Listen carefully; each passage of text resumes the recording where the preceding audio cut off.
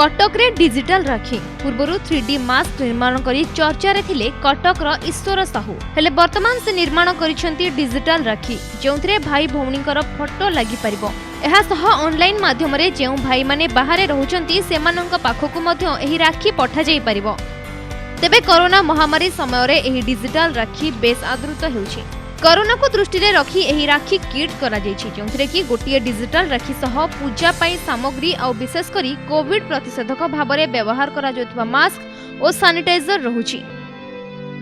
हमरे जो सरकार तो आउ मात्र राखी पूर्णिमा आउ 10-12 दिन रहिला जेहेतु लॉकडाउन चलछि ओइका तो दुकान रोड साइड ऊपर खोली पारिबो आमे सेति पई हम गोटे भिन्न धरण राखी कलु जा द्वारा भौणी माने हम फेसबुक पेज और व्हाट्सएप रे याकू देखि मगै परिवे आको हम डिजिटल राखी आ गोटे रखिछु कोविड किट राखी।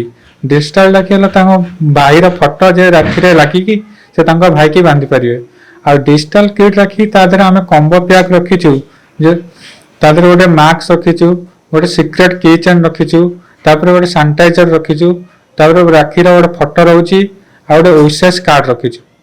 आखिर मु मेसेज दो चाहूँ कि आम तो राखी सब प्रकार पिंचु स्टोन राखी कार्टून राखी एमती ये गोटे भिन्न राखी जेते निज फोटो लगी गोटे राखी थी गोटे हाथ में बांधिले गोटे खुशी लगे से चिंताधारा कर।